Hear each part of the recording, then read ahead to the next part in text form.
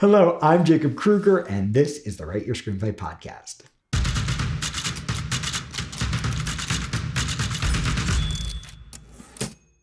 So coming up on December 9th is our second annual Pitch, Festivus, and Holiday Party. This is an amazing online pitching event.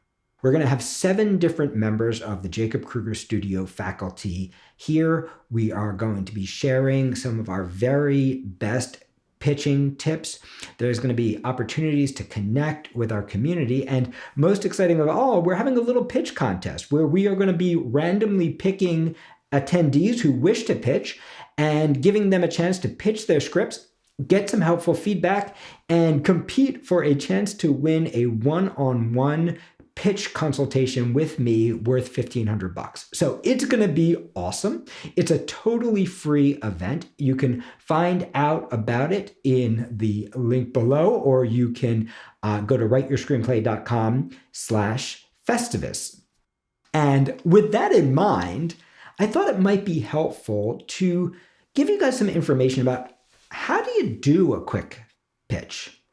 How do you do an elevator pitch? How do you do a pitch for a contest or festival? And it's important to understand that this is different from a professional pitch, and this is different from the kind of pitch that you do at a party. In other words, this is different from the kind of pitch that you actually do in the screenwriting business.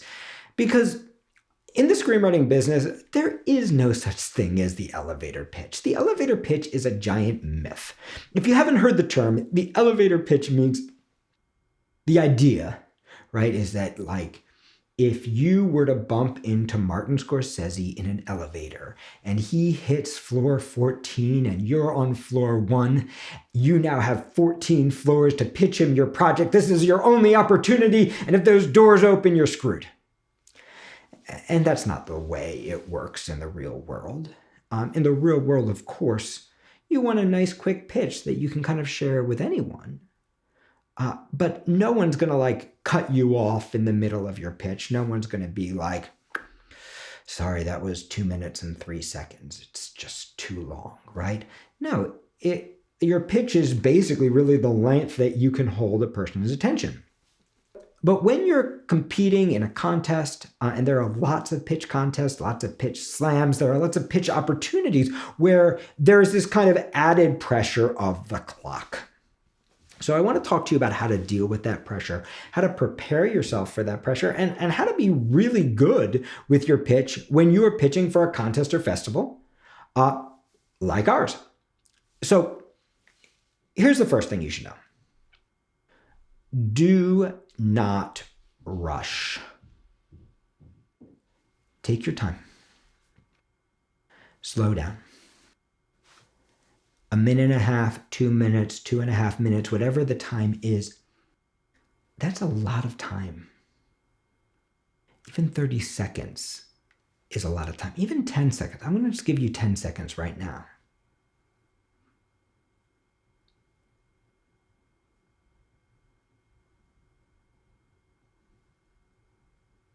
That's actually a lot of time, right? That's more time than you would think when you actually listen to what that dead space sounds like.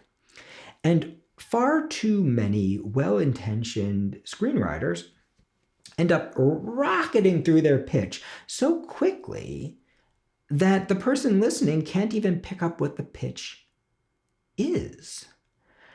So the first thing is you want to kind of focus on what's the purpose of your pitch? Why are you actually pitching? Well, in the normal world, the only purpose of your pitch is to get somebody to say, yes, I would like to read this. In the real world, unless your name is Sorkin, nobody is going to buy your idea off a pitch. They want to see the execution. So the real purpose of the pitch is to open the door. Yeah, I'd like to read that. Or, yeah, you know what? I would pass that on to my friend. Oh, you know what? That sounds awesome. I would like to help you. Yeah, that sounds great. I'd like to read the script and maybe consider helping with financing or helping with casting or helping with anything. So the real purpose of the pitch is simply to open the door. That's the real world.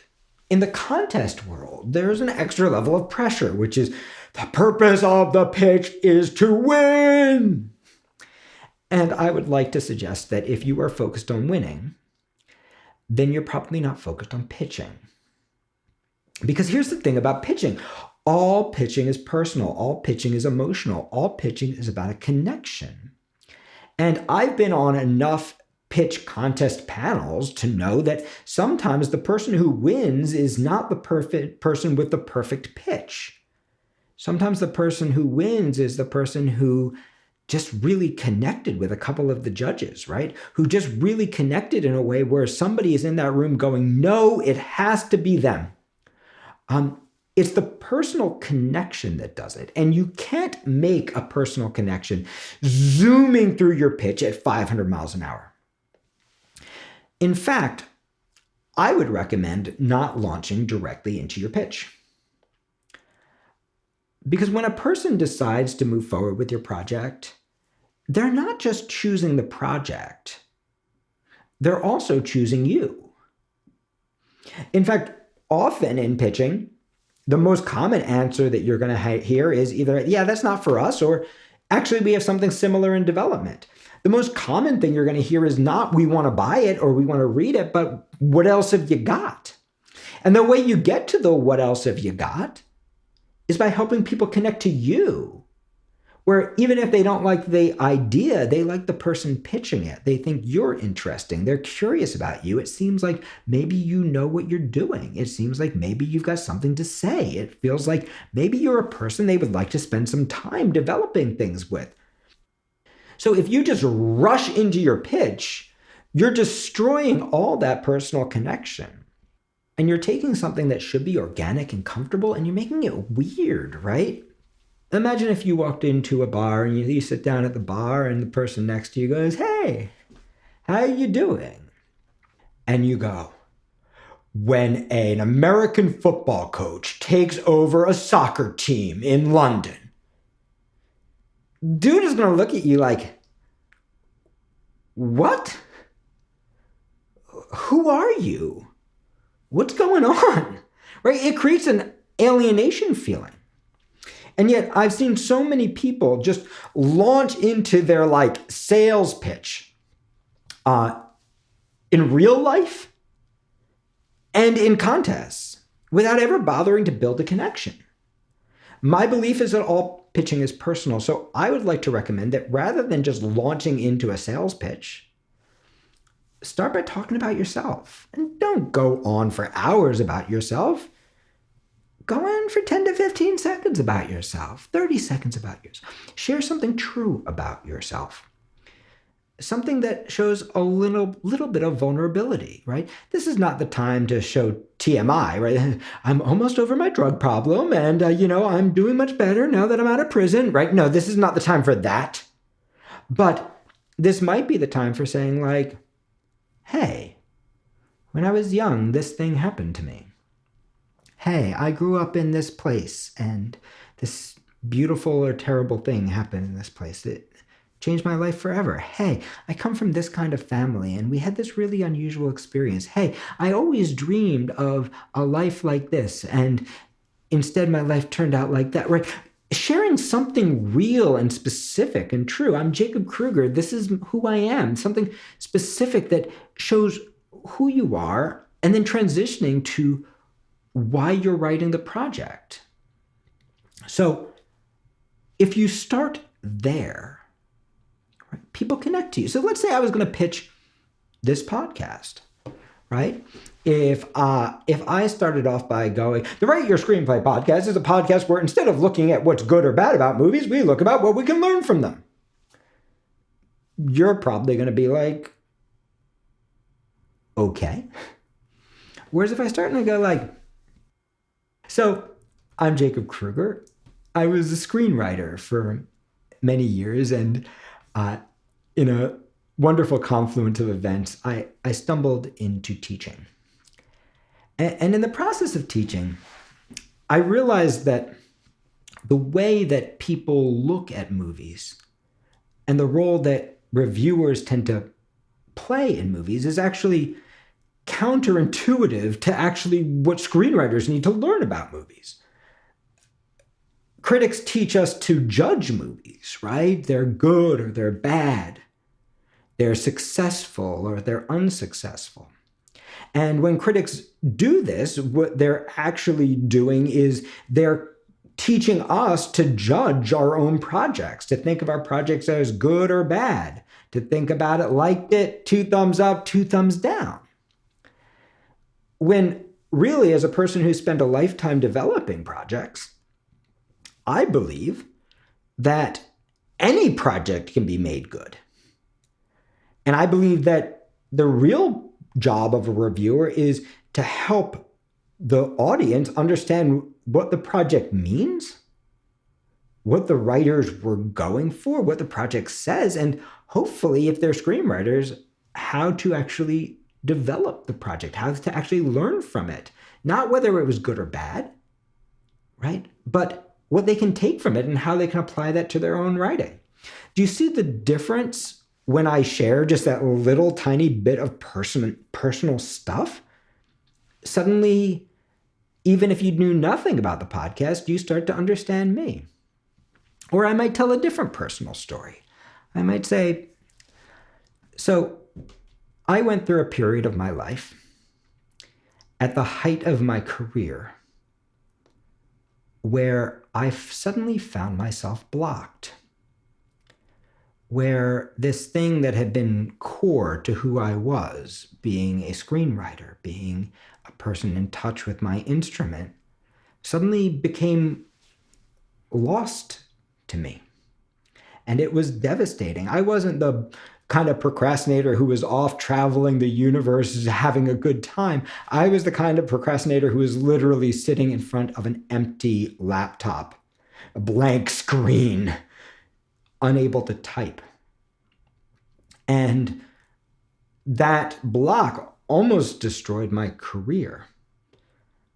But I was fortunate enough to have some really wonderful mentors and some really wonderful friends, and to develop some skills and some techniques that brought me out of that. You see, I just shared something real about myself. That's 100% true, that story. And hopefully it allowed you to connect with me a little bit. So when I start to talk about why I wrote a podcast that was designed to help writers get out of that critical space and into that connected space, to get past the intellect and the inner censor and all the things that lead to writer's block, whether it's I can't write or whether it's my writing is flat, and instead to actually realize how wide open you can be and how freely you can write. You can see by telling that story, you already know that I'm the right person to share this podcast with you. And if you didn't connect to that story, then great.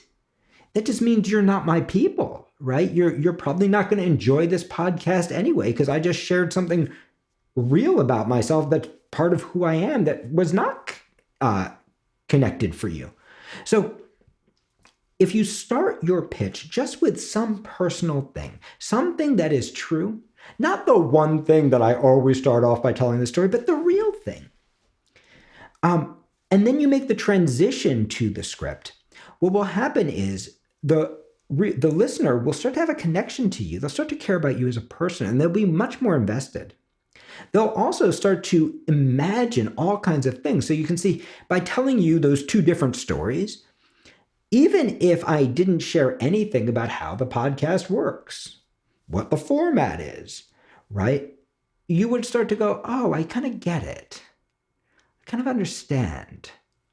I can see, I can imagine just based on this, I know that this podcast is probably designed to help writers with writer's block. I imagine that I'm probably going to learn some of those things that Jake's mentors shared with him. I'm probably going to learn some of the tools that he developed himself, right? Just by sharing that, you start to make some guesses about the project. And you start to understand why I'm not just somebody trying to sell you something. I'm trying to share something with you that matters to me. That I'm not just another writer throwing crap against the wall to see if it sells, but rather I'm somebody bearing my soul to you. And by the way, that doesn't have to be serious. That can be funny.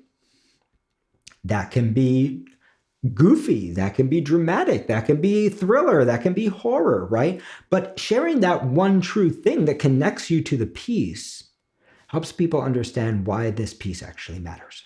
So start by sharing something about yourself. The next thing that you should think about is there's not just one way to pitch your script. There are lots of different ways. And you want your pitch to feel personalized to whoever you are pitching it to. So please, for the love of God, do not do one of these. When a man finds out, blah, blah, blah, blah, right? Do not read your pitch. Don't read your pitch. When you read your pitch, you are actually sending a subconscious message to the person listening going, this is not special for you. This is exactly what I say to everyone. So go ahead and tune out because I'm not even connected. Also, when I read my pitch, I am implying to you that I don't really know my story, that I have to reference a cheat sheet to even remember what I wrote to you. I'm showing you a sign of my lack of confidence rather than the sign of my confidence in what I've written. The truth of the matter is, if your script is even close to being ready to pitch, then you know it inside and out and upside down and backwards. You've rewritten it 52 times. You know what it is at the core. So all you really have to do is tell the truth. The next element is don't get hung up in all the details. If your script is well structured, then there's a simple, unified story tying it all together. So focus on the simple. Focus on what matters most without getting bogged down on all the little elements. What is the most alarming thing? What is the most exciting thing? And usually that's going to be some combination of who is the character? Who is this piece about? What connects you to them? What are they like? What's interesting about them to you? What do they want? What's the really hard thing that they're trying to accomplish? What makes that matter? What do they want? What's the really hard thing they're trying to accomplish? And what makes that matter? What is the obstacle? What stands in the way? What makes it hard? And what are the ironic choices and the ironic consequences that occur for them as they pursue their journey? So that's the next element. And you should practice this in lots and lots and lots of different ways. Pitch your script to lots of different people, but never pitch it the same way twice. And what that does is it allows you to be present in the moment rather than reciting something from memory. It allows you to read the person's eyes. Instead of being in your head going, what's the next line? It allows you to be present with the person in front of you. If you're pitching a panel, either pick someone whose eyes you find kindly and make eye contact with them, or practice looking from one person to the next. If you're online, pick the person in the room who seems most enamored with your work and just look at them the whole darn time. And what that will do is it will create a feeling of connection, and you can then read their face. If they look confused, you slow down. You can deepen. They look bored. Okay, you got to change your pace. You got to shake things up. You got to get on to the next thing. If they look riveted, you want to keep going down that road. If they look like they want to say something, then you can take a breath and allow them to speak. And as you start to read their eyes, you'll start to realize, that was the same reaction I had when I pitched this person. I'm going to go down that road. Or you know what? When I'm pitching this kind of person, this start never works. I'm going to go with that start, right? I'm going to amplify this different element. So when you're pitching your piece, you might amplify world for one person where, let's say we're pitching Westworld, right? And it might just be something as simple as it's this extraordinary world. So I might start off telling a story. When I was a child, I had this stuffed animal that I kind of used to express the parts of myself that I was afraid to share. I was like a really, really, really good kid. So this stuffed animal was like a really, really bad stuffed animal, right? He was like, he was fucked up, right? He was a little bit nuts, right? He was rebellious. He didn't listen to people. He did all the things, the things that you think are really bad when you're 5 years old, like pollution. He was really into pollution. Now, this is a 100% true story I'm sharing with you right now, right? I really did have such a stuffed animal, and I really did imagine that he was like into bad stuff like that, the stuff I don't normally do. And, it wasn't until I started studying Jung, until I started studying concepts like the bicameral mind, I started to realize that what I was doing with the kid, this little game with my stuffed animal, was actually an expression of the shadow self. And I didn't really write Westworld, but let's pretend I did. And I started to think about what comes out in us when we think we are free to play, when we think that there are no consequences to our actions. So you see, I just made the transition to Westworld, and I've told you nothing about Westworld, but hopefully you are compelled by me already, right? You are compelled, and I'm telling you the story for a reason. And you see, I dropped in the bicameral mind thing that Westworld is really about, and I let you know that I understand psychology. But really, I just started with a real story that I just found right now. Truth is, I wanted to find a fake story, and then I realized that would be lying to you. So I shared you something real. And I'm making the transition now to Westworld. So I might say something like, so this is about a world where rich people can go and experience the world of the Wild West. And all the inhabitants of this world, they look like real people. They feel like real people. They interact like real people. They have emotions like real people, but they are actually advanced cyborgs. They're robots. They're robots that don't know they are robots. They are robots that don't know they are acting out a pattern. And in Westworld, what happens is, in this world where you can shoot somebody and nothing matters, they'll just be brought back to life the next day because they're just a robot. Where you can fall in love, but you can also rape. Where none of your actions have any consequences, even though all the feelings, the emotions, even the physical hurt is real, but the consequences don't exist. How does that play actually bring out both the beautiful shadow and the dark shadow of the people who come to play here? So you see, I just pitched you Westworld. I left out like 10,000 elements of Westworld, but you now know what the hook is, and I did it in a couple minutes.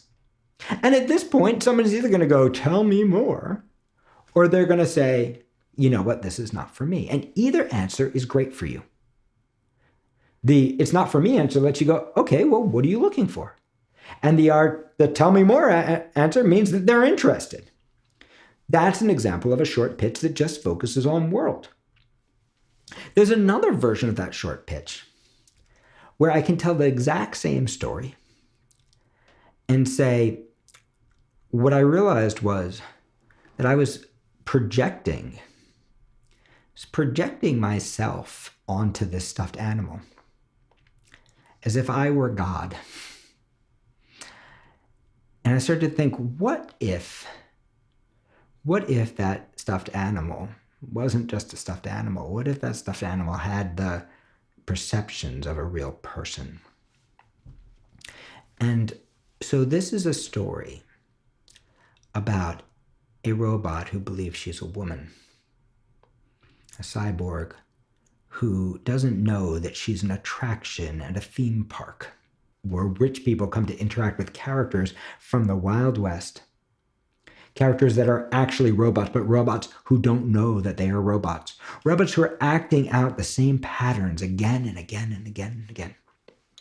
And she doesn't realize that she is acting out the same pattern again and again, that every day she greets her father, that every day she drops her can of beans that the handsome young gentleman picks up for her, that every day a really dark and twisted guest shows up, rapes her, tortures her, ruins her life, only for everything to reset again the following day. And this is a story about what happens when that robot starts to believe that she has free will, starts to make choices that lead her from being the sweet girl next door that the horrible thing happens to, into a murderer, a killer, a creature of violence that will allow the other robots to rise up around her and overthrow the forces that are oppressing her. And central to this piece is the question, is she actually arriving at free will? Or is this also a part of the attraction? Is this also a part of her programming? In other words, are we actually built out of nature or nurture? So you can see that's me telling the exact same story, except from the point of view of one character. But I could also tell the same exact story from the point of view of the man in black. This is a story about the nicest guy to ever show up at this park. A guy who the last thing he wants to do is go shoot a bunch of people who think they're people, even though they're robots. The last thing he wants to do is go rape someone. The last thing he wants to do is fall in love. The last thing he wants to do is to be part of what he sees as a sick venture because he is a kind person. But what happens for this young man is that he actually does fall in love. He falls in love with a creature that is not capable of loving him back, even though she believes she does. Because she is not human. And this is a story about how his desire for love transforms him, transforms her, transforms the whole world. Similarly, this is a story about the man in black, a twisted man who is trying to solve a puzzle in this world that we do not understand, a puzzle that is rooted in violence, that is rooted in the darkness of his own soul. And it's a story about how these two characters come together. The odd connection, it's a connection that no one would ever expect, that connects both the kindest and the worst person in this world. Asking the question of, do we actually have any control over our destiny, or are we predetermined to become something that we want to be or something that we don't? So you can see I can pitch this same piece a million different ways. And I should practice. I can pitch a character. I can pitch a world. I can pitch a different character. I can pitch the structure of the piece. I can pitch the way the time periods don't match up. So I can pitch this piece in 1,000 different ways. I can pitch it around the philosophy of the bicameral mind and the question of the man-God relationship, right? There are a million different ways I can pitch the same series. But you notice in each of these pitches, I just get really deep into one aspect. I don't try to hit all of them.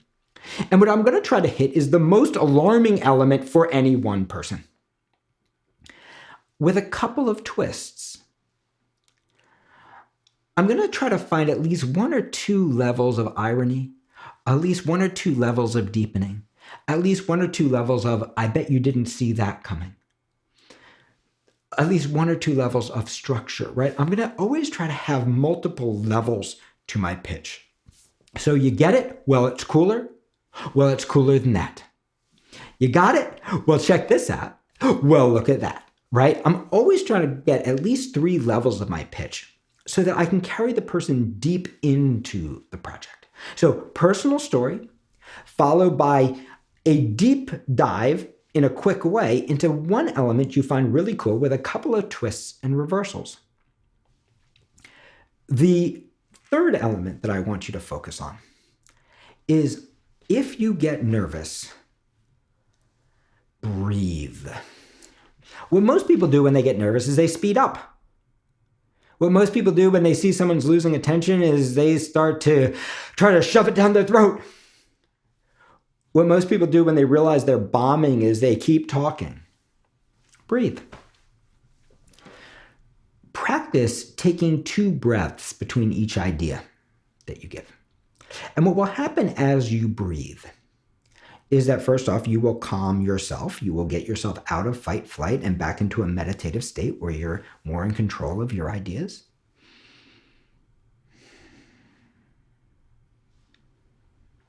And you'll also notice, did you notice in my breath that I actually pulled you in? The breath does not make you look nervous, even if you're feeling nervous. The breath makes you feel powerful, makes you look powerful, makes you seem powerful, makes you seem like someone who can take their time. And because nature abhors a vacuum, when you force yourself to breathe, often the person you are pitching will ask you a question. And in that question, your pitch becomes so much easier. Because you're probably very unused to pitching, but you're very used to when somebody goes, well, tell me more about your character. Oh, well, who is she? Well, what does she want? Oh, well, what happens next? Oh, well, what's her relationship with her mom like? Oh, well, where does it take place? Tell me more about, right? If I were to ask you those questions, pitching would be much easier. So when you breathe, you invite the audience, the listener, to ask you questions. And that makes pitching so much easier. On that note, if you're nervous about pitching and you struggle with pitching, instead of writing out your pitch, write out the questions you wish people would ask. And when you breathe, when you get nervous, you take a breath, see what question pops into your head and answer that question. If you can simply prompt yourself with questions, well, guess what? You already know the answer because you're pitching. It's your baby. It's your project. It's what you love. So if you don't know what to say, take a breath, think about what question are they probably asking right now, and then answer it. And what that will do is it will help propel you through the pitch. So let's get to feedback. You've gotten through your sweet little pitch. You've customized it for that person. You've read their eyes. You've connected. You've shared something about yourself. You've shared the core of what makes the piece cool with a couple of extra levels, twists, complications. Now what's going to happen is you're likely to get some feedback. And your urge when you get feedback is often to get defensive. And you want to remember that getting defensive is not going to be valuable for you because the real goal here is not to sell, it's to build a connection. It's not to make the sale, it's to get the I'd like to read this or to get to the next step. In a pitch contest, I've seen so many people who the judges actually like, but when they start to defend their piece, the judges end up turning on them, right? Because most likely the judges know better than you do. They're probably more experienced than you do. They're probably seeing flaws in your pitch. They're probably noticing as you pitch the problems that exist in your structure that you might not even be aware of yet. And while that might be hard in a contest, the good news is that if you can pay attention, you might learn some really powerful things that might be actually more valuable than getting a script into somebody's hands that isn't ready to be read yet. Particularly at Pitch Festivus, the focus is not on winning, the focus is on helping. So at our event, you are going to be surrounded by people whose only goal is to make you better.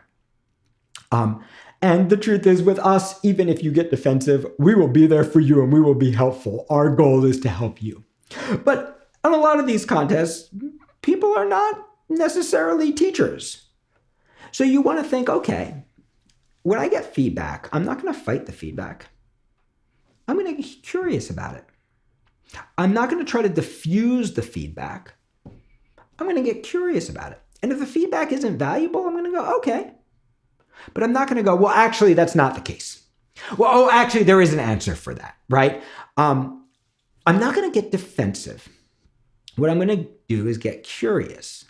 And I'm going to try to respond to the comment. So let's say I just pitched Westworld and the person goes, well, I don't think these multiple time periods are going to work, right? And your instincts are going to be like, of course they work, right?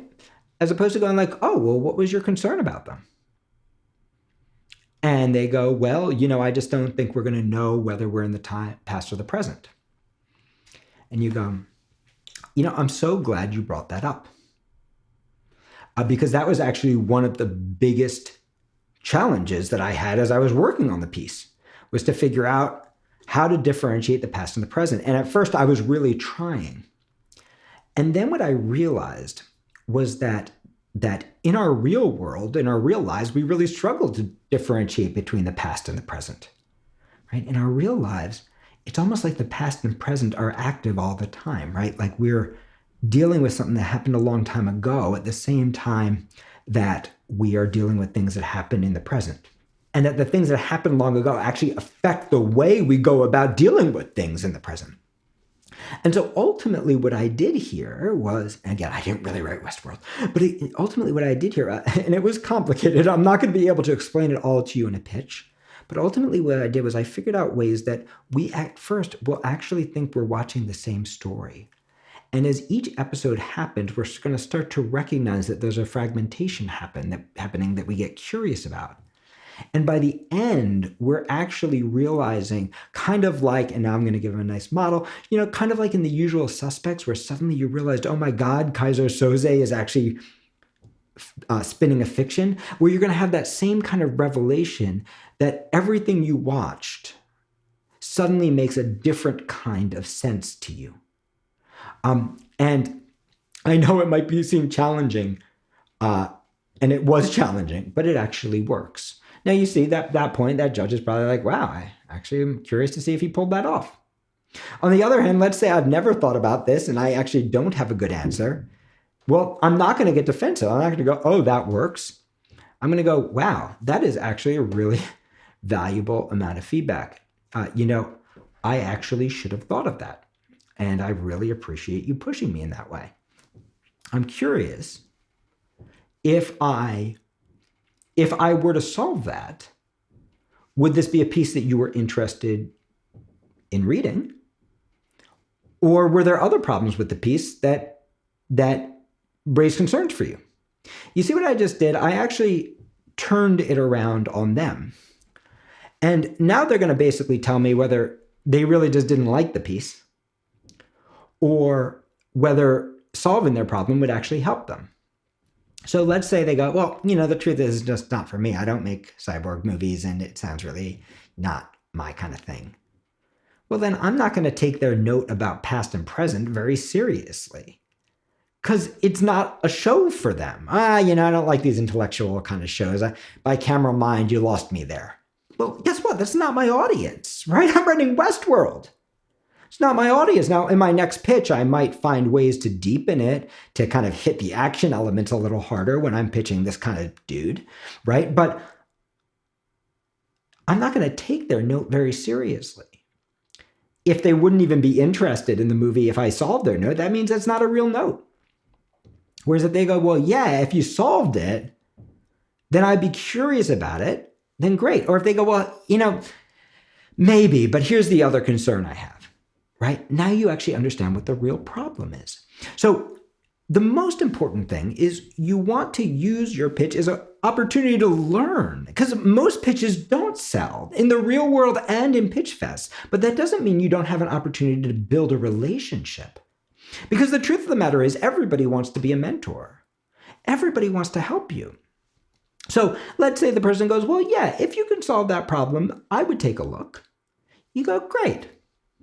I'm really grateful. Thank you so much. And now you just want to set up a next step. Hey, what would the next step be? Or let's say the person goes, hey, look, honestly, even if you solve that problem, it's really not for me. Well, then you can turn them into a mentor.